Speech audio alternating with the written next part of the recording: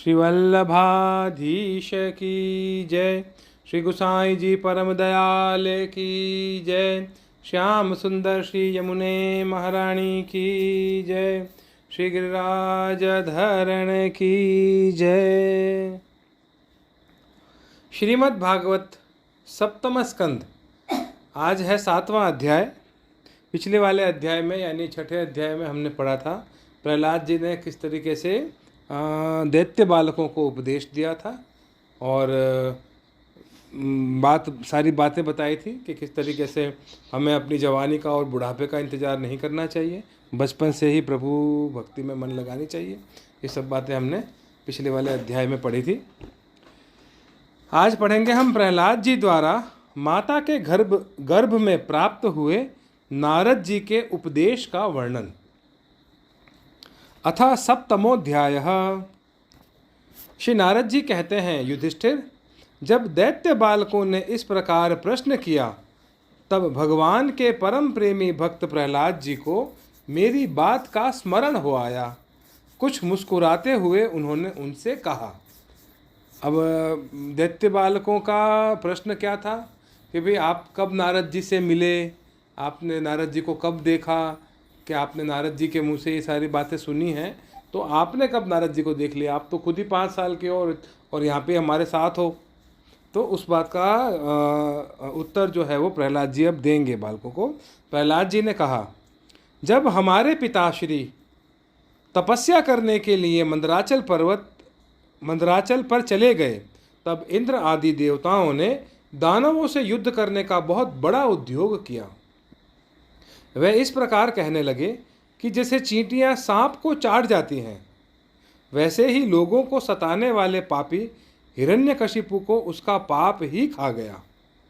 जब दैत्य सेनापतियों को देवताओं की भारी तैयारी का पता चला तब उनका साहस जाता रहा। वे उनका सामना नहीं कर सके। मार खाकर स्त्री, पुत्र, मित्र, गुरुजन, महल, पशु और साज सामान की कुछ भी चिंता न करके वे अपने प्राण बचाने के लिए बड़ी जल्दी में सब के सब इधर उधर भाग गए। अपनी जीत चाहने वाले देवताओं ने राजमहल में लूट खसोट मचा दी। यहाँ तक कि इंद्र ने राजरानी यानी मेरी माता कयाधु को भी बंदी बना लिया। मेरी माँ भय से घबराकर कुररी पक्षी की भांति रो रही थी और इंद्र उसे बलात् लिए जा रहे थे। देववश देवर्षि नारद उधर आ निकले और उन्होंने मार्ग में मेरी माँ को देख लिया। उन्होंने कहा, देवराज, यह निरपराध है, इसे ले जाना उचित नहीं। महाभाग, इस सती साध्वी पर नारी का तिरस्कार मत करो, इसे छोड़ दो, तुरंत छोड़ दो। इंद्र ने कहा, इसके पेट में देवद्रोही हिरण्यकशिपु का अत्यंत प्रभावशाली वीर्य है। प्रसव पर्यंत यह मेरे पास रहे, बालक हो जाने पर उसे मारकर मैं इसे छोड़ दूंगा। नारद जी ने कहा, इसके गर्भ में भगवान का साक्षात परम प्रेमी भक्त और सेवक अत्यंत बली और निष्पाप महात्मा है। तुम में उसको मारने की शक्ति नहीं है। देवर्षि नारद की यह बात सुनकर उसका सम्मान करते हुए इंद्र ने मेरी माता को छोड़ दिया और फिर इसके गर्भ में भगवत भक्त है इस भाव से उन्होंने मेरी माता की प्रदक्षिणा की तथा अपने लोक में चले गए। इसके बाद देवर्षि नारद जी मेरी माता को अपने आश्रम पर लिवा गए और उसे समझा बुझाकर कहा, बेटी, जब तक तुम्हारा पति तपस्या करके लौटे तब तक तुम यहीं रहो। जो आज्ञा कहकर वह निर्भयता से देवर्षि नारद के आश्रम पर ही रहने लगी और तब तक रही जब तक मेरे पिता घोर तपस्या से लौटकर नहीं आए। मेरी गर्भवती माता मुझ गर्भस्थ शिशु की मंगल कामना से और इच्छित समय पर अर्थात मेरे पिता के लौटने के बाद संतान उत्पन्न करने की कामना से बड़े प्रेम तथा भक्ति के साथ नारद जी की सेवा शुश्रूषा करती रही। देवर्षि नारद जी बड़े दयालु और सर्वसमर्थ हैं। उन्होंने मेरी माँ को भागवत धर्म का रहस्य और विशुद्ध ज्ञान दोनों का उपदेश किया। उपदेश करते समय उनकी दृष्टि मुझ पर भी थी। बहुत समय बीत जाने के कारण और स्त्री होने के कारण भी मेरी माता को तो अब उस ज्ञान की स्मृति नहीं रही, परंतु देवर्षि की विशेष कृपा होने के कारण मुझे उसकी विस्मृति नहीं हुई। यदि तुम लोग मेरी इस बात पर श्रद्धा करो तो तुम्हें भी वह ज्ञान हो सकता है, क्योंकि श्रद्धा से स्त्री और बालकों की बुद्धि भी मेरे ही समान शुद्ध हो सकती है। जैसे ईश्वर मूर्ति काल की प्रेरणा से वृक्षों के फल लगते, ठहरते, बढ़ते, पकते, क्षीण होते और नष्ट हो जाते हैं, वैसे ही जन्म, अस्तित्व की अनुभूति, वृद्धि, परिणाम, क्षय और विनाश, ये छह भाव विकार शरीर में ही देखे जा सकते हैं। आत्मा से इनका कोई संबंध नहीं है। आत्मा नित्य, अविनाशी, शुद्ध, एक, क्षेत्रज्ञ, आश्रय, निर्विकार, स्वयं प्रकाश, सबका कारण, व्यापक, असंग तथा आवरण रहित है। ये 12 आत्मा के उत्कृष्ट लक्षण हैं।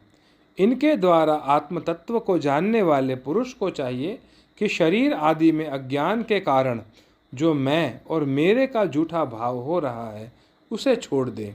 जिस प्रकार सुवर्ण की खानों में पत्थर में मिले हुए सुवर्ण को उसके निकालने की विधि जानने वाला स्वर्णकार उन विधियों से उसे प्राप्त कर लेता है, वैसे ही आध्यात्म तत्व को जानने वाला पुरुष आत्म प्राप्ति के उपायों द्वारा अपने शरीर रूप क्षेत्र में ही ब्रह्म पद का साक्षात्कार कर लेता है।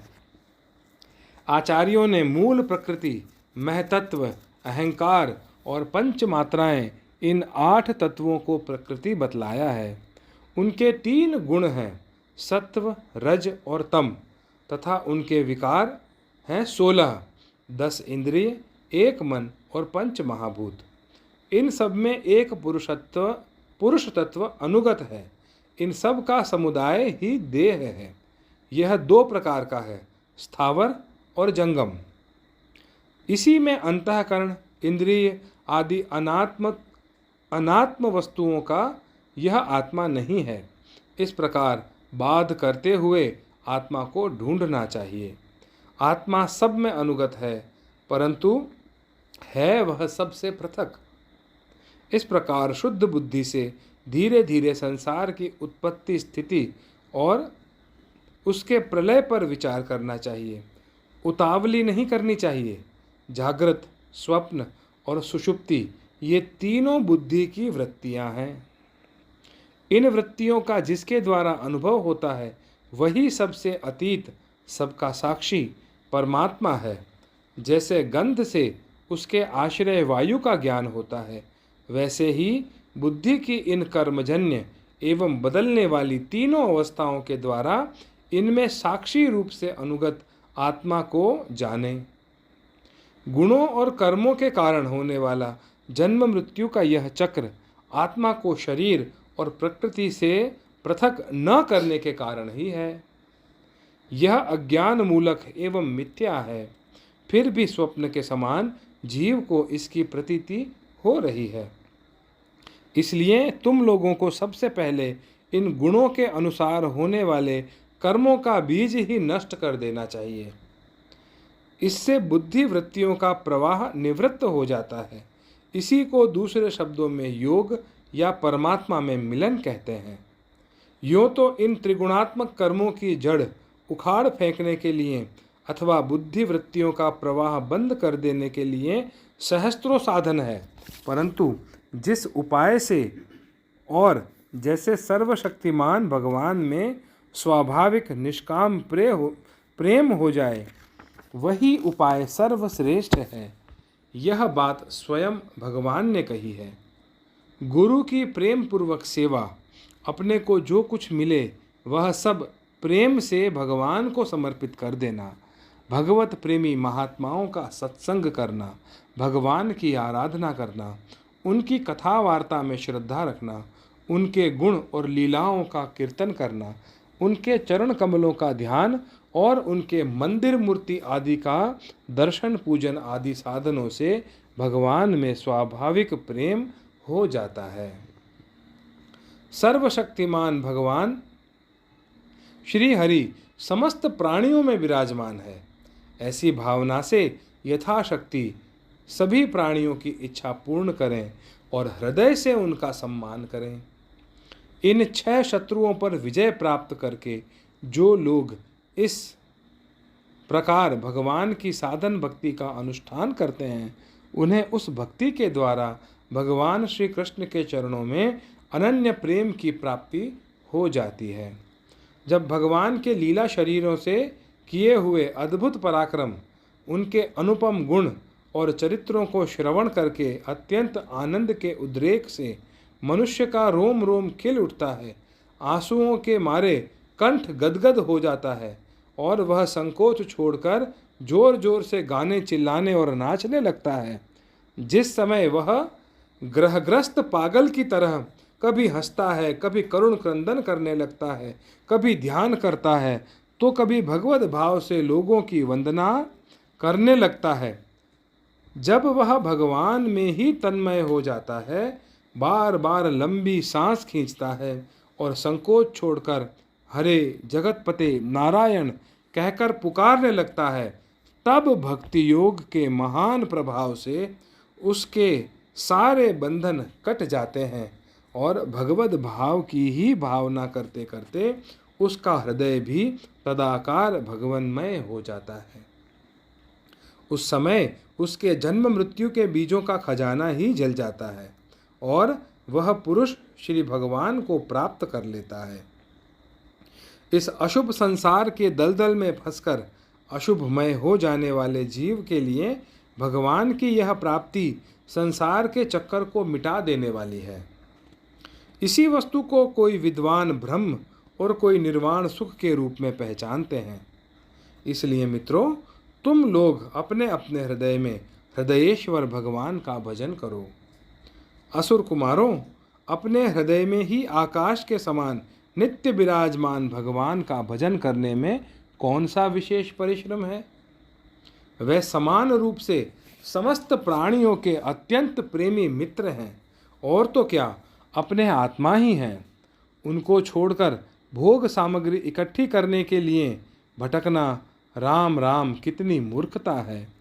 अरे भाई, धन, स्त्री, पशु, पुत्र, पुत्री, महल, पृथ्वी, हाथी, खजाना और भांति भांति की विभूतियाँ और तो क्या, संसार का समस्त धन तथा भोग सामग्रियाँ इस क्षणभंगुर मनुष्य को क्या सुख दे सकती हैं। वे स्वयं ही क्षणभंगुर हैं। जैसे इस लोक की संपत्ति प्रत्यक्ष ही नाशवान है, वैसे ही यज्ञों से प्राप्त होने वाले स्वर्ग आदि लोक भी नाशवान और आपेक्षिक एक दूसरे से छोटे बड़े नीचे ऊंचे हैं। इसलिए वे भी निर्दोष नहीं हैं। निर्दोष है केवल परमात्मा। न किसी ने उनमें दोष देखा है और न सुना है। अतः परमात्मा की प्राप्ति के लिए अनन्य भक्ति से उन्हीं परमेश्वर का भजन करना चाहिए। इसके सिवा अपने को बड़ा विद्वान मानने वाला पुरुष इस लोक में जिस उद्देश्य से बार बार बहुत से कर्म करता है, उस उद्देश्य की प्राप्ति तो दूर रही, उल्टा उसे उसके विपरीत ही फल मिलता है और निस्संदेह मिलता है। कर्म में प्रवृत्त होने के 2 ही उद्देश्य होते हैं, सुख पाना और दुख से छूटना। परंतु जो पहले कामना न होने के कारण सुख में निमग्न रहता था, उसे ही अब कामना के कारण यहाँ सदा सर्वदा दुख ही भोगना पड़ता है। मनुष्य इस लोक में सकाम कर्मों के द्वारा जिस शरीर के लिए भोग प्राप्त करना चाहता है, वह शरीर ही पराया स्यार कुत्तों का भोजन और नाशवान है। कभी वह मिल जाता है तो कभी बिछुड़ जाता है। जब शरीर की ही यह दशा है, तब इससे अलग रहने वाले पुत्र, स्त्री, महल, संपत्ति, धन, राज्य, खजाने, हाथी घोड़े, मंत्री, नौकर चाकर, गुरुजन और दूसरे अपने कहलाने वालों की तो बात ही क्या है। ये तुच्छ विषय शरीर के साथ ही नष्ट हो जाते हैं। ये जान तो पड़ते हैं पुरुषार्थ के समान, परंतु है वास्तव में अनर्थ रूप ही। आत्मा स्वयं ही अनंत आनंद का महान समुद्र है। उसके लिए इन वस्तुओं की क्या आवश्यकता है? भाइयों,